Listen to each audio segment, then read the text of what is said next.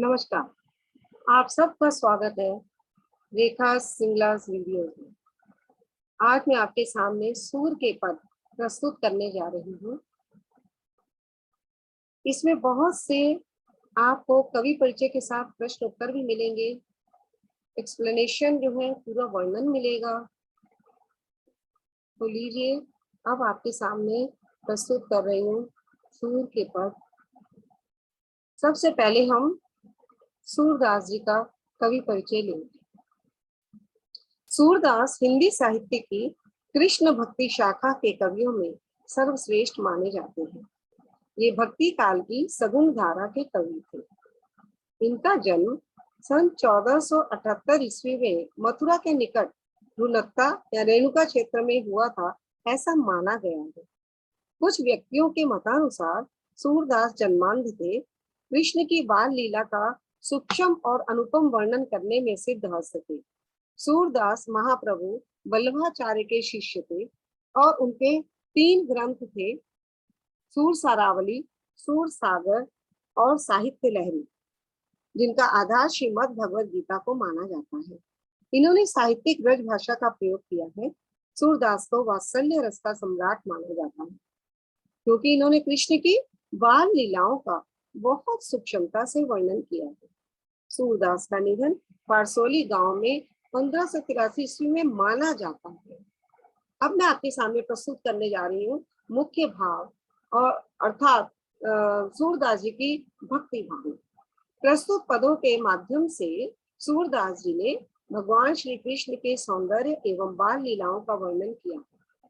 माँ यशोदा का स्नेह एवं श्री कृष्ण का हठ वात्सल्य रस की प्रधानता का द्योतक। माँ यशोदा द्वारा श्री कृष्ण को समझाना मातृ स्नेह का परिचायक। श्री कृष्ण की तोतली भाषा माधुर्य से सराबोर है। माता यशोदा का पालने में कृष्ण को झुलाना, निद्रा विवश कृष्ण की खींच और माखन खाने के समय अनेक बाल सुलभ कोशिशों का वर्णन तथा कृष्ण का चंद्र खिलौना ही पाने की जिद और मचलने का बहुत ही सुंदर चित्रण किया गया है। इस प्रकार वात्सल्य रस सम्राट कहे जाने वाले सूरदास जी ने इन पदों के माध्यम से भगवान श्री कृष्ण की लीलाओं का वर्णन किया। सूर के पद के रचयिता सूरदास जी ने अपने पदों में कृष्ण के बाल सौंदर्य, चपल और मनमोहक चेष्टाओं तथा क्रीड़ाओं की मन भावन झांकी प्रस्तुत की है। अब मैं आपके सम्मुख प्रस्तुत करने जा रही हूँ भावार्थ प्रत्येक पद्यांश का। ध्यान से सुनिएगा। जसोदा हरि पालने झुलावे, हलरावे दुलराई मलहावे, जोई सोई कछु गावे। मेरे लाल को आओ निमरिया, काहे न आनी सुवावे।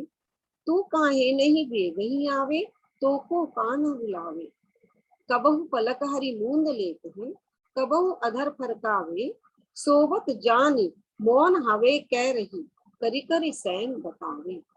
यही अंतर अकुलाई उठे, जसुमति मधु गावे। जो सुख सूर अमर मुनि दुर्लभ, सो नंद भामिनी पावे। इसके भावार्थ में मैंने पूरी तरह कोशिश की है कि आपकी जो पहले 2-2 लाइन, हर एक लाइन का अलग अलग अर्थ देके मैंने उन्हें अलग अलग भी कर दिया है ताकि आपको समझने में बहुत सुविधा हो जाए। तो भावार्थ लेते हैं हम। सूरदास भक्ति काव्य के अंतर्गत सगुण भक्ति में कृष्ण भक्ति शाखा के प्रमुख कवि हैं। इनके प्रमुख आराध्य कृष्ण हैं। इन पदों में कृष्ण की बाल लीलाओं का स्वाभाविक तथा मनमोहक वर्णन किया गया है। प्रस्तुत पद में माता यशोदा के वात्सल्य सुख का वर्णन किया गया था। तो हम अब प्रथम पंक्ति से शुरू करते हैं। यशोदा माता कृष्ण को पालना झुलाते हुए सुलाने का प्रयास कर रही है। कृष्ण पालने में लेटे हैं और माँ उन्हें झुलाती है, दुलाती है और प्यार करती है। ऐसा लगता है जैसे धीरे धीरे लोरी भी गा रही है। निद्रा देवी को पुकारती हुई उसे जल्दी आने को और श्री कृष्ण को सुलाने के लिए कहती है। श्री कृष्ण निद्रावस्था में होने के कारण कभी अपनी पलकें बंद कर लेते हैं तथा कभी उनके होंठ फड़कने लगते हैं। कृष्ण को सोया हुआ जानकर यशोदा माता घर के अन्य सदस्यों को अपने नेत्रों के इशारे द्वारा चुप रहने को कहती है, ऐसा न हो कि कृष्ण जाग जाए। किंतु कुछ ही देर में कृष्ण बेचैन होकर उठ जाते हैं। भगवान कृष्ण की इस अकुलाहट को देखकर माता यशोदा मधुर स्वर में कुछ गाने लगती है। सूरदास जी कहते हैं कि जो आनंद ऋषि और मुनियों को घोर तपस्या के बाद भी दुर्लभ होता है, उन्हीं भगवान कृष्ण की बाल लीलाओं का सुख नंद की पत्नी यशोदा प्राप्त कर रही है। सूरदास ने अपने काव्य में श्री कृष्ण एवं माता यशोदा के प्रेम का जो चित्रण किया है वो अत्यधिक सुंदर है। माता के हृदय की भावनाओं का मर्म स्पर्शी वर्णन सूरदास के काव्य में मिलता है। साथ साथ मैंने अब जो आपके पद्यांश आ रहे हैं उनके मैंने शब्दार्थ भी साथ साथ दे दिए। तो देखते हैं शब्दार्थ इसी पद्यांश के। पालना झूला, हलरावे हाथ में लेकर हिलाती हैं, मल्हावे पुचकारती हैं, वेगही जल्दी, अगर होठ, सैन इशारा, अकुलाई बेचैन, मौन शांत, हरि कृष्ण भगवान, वेगही शीघ्रता से, भामिनी पत्नी, सुबावे में सुलान। दूसरे पद्यांश को हम देखते हैं। खीजत जात माखन खात, अरुण लोचन, भौं तेड़ी, बार बार जमहा, तबहु रुंझुन चलत, घुटुरुनु धूरी धूसर धार, तबहु झुके अलत खेचत, नैन जल भरला, तबहु तुतरे बोल बोलत, तबहु बोलत तात, सूर हरि के निरकी शोभा, निमिष तजत नामा। फिर से मैंने पंक्तियों के अनुसार ही मैंने उनका वर्णन किया है। प्रस्तुत पद के अनुसार सूरदास जी ने कृष्ण के अनुपम बाल सौंदर्य का बहुत ही सूक्ष्मता से वर्णन किया। वे कहते हैं कि भगवान श्री कृष्ण नींद आने के कारण चिढ़ते हुए माखन भी खाते जा रहे हैं और झुंझला भी रहे हैं। उनकी आंखें नींद के कारण कमल के समान लाल है, भौएं टेढ़ी है, उन्हें बार बार जमाई आ रही। वे घुटनों के बल चलते हैं, जिससे पैरों में पाजेब रुंझुन रुंझुन की ध्वनि कर रही है और धूल से सना हुआ उनका शरीर बहुत ही सुंदर लग रहा है।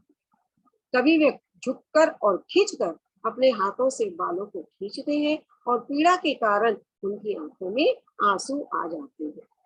कभी वे तोतली भाषा में अस्पष्ट बोलते हैं, शब्द बोलते हैं, तो कभी तात तात कहते हैं। सूरदास जी कहते हैं कि माँ यशोदा को बिना आंख बंद किए भगवान श्री कृष्ण के इस सौंदर्य तथा अनुपम शोभा को बार बार देखती है। श्री कृष्ण की लीलाओं को देखकर और उनकी शोभा को निहार माता यशोदा उन पर मुग्ध होकर एक पल के लिए भी उन्हें अपने से दूर नहीं करती है। तो लीजिए इसी पद्यांश के शब्दांश। खीजत रूठना, अरुण कमल के समान लाल, अलग बाल, लोचन नेत्र, तात पिता, निरकी देखकर, धूर धूसर धूल से भरे हुए, जमहात जमहाई लेना। अब आइए हम तीसरे पद्यांश की तरफ चलते हैं।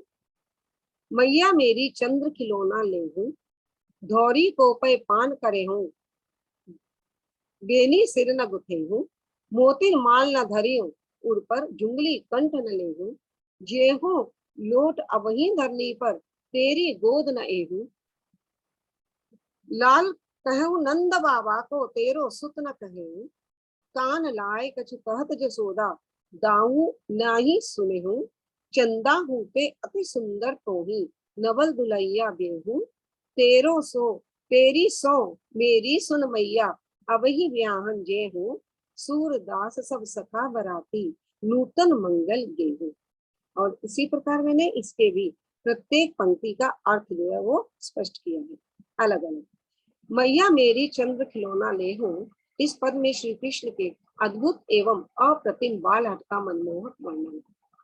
आकाश में उदित चंद्रमा को खिलौना समझकर उसको प्राप्त करने के लिए वो मचलने लगते हैं।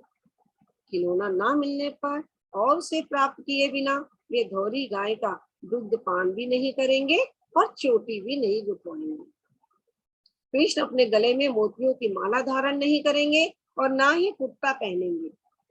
यदि उन्हें चंद्र खिलौना प्राप्त नहीं हुआ तो वे रूठ कर लेट जाएंगे और अपनी माँ की गोद में भी नहीं आएंगे और स्वयं को केवल नंद बाबा के पुत्र ही कहलवाएंगे।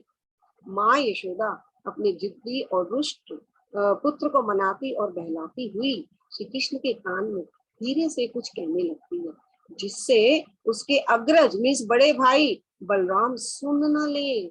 ये कहती हैं कि कृष्ण को खिलौने के स्थान पर उनके लिए चंद्रमा से भी अधिक सुंदर नई दुल्हन लाएंगे।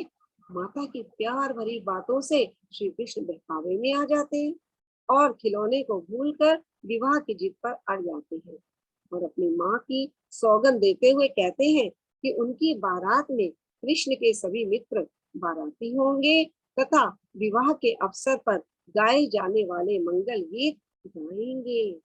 कवि सूरदास ने इस पद में बाल हट बहुत ही सुंदर, स्वाभाविक एवं मनमोहक रूप प्रस्तुत किए थे। तो लीजिए अब इसके शब्दार्थ। बेनी चोटी, धरनी धरती, उर हृदय, नवल नई, लोचन आंख, सुत बेटा, दाऊही बलराम, सखा मित्र, पय दूध, ब्याहो शादी करना। धन्यवाद। अब मेरा जो दूसरा वीडियो है इसी का सूरदास का पार्ट 2 वो अब इसके बाद मैं आप लोगों के लिए प्रस्तुत करूंगी। शुक्रिया, धन्यवाद।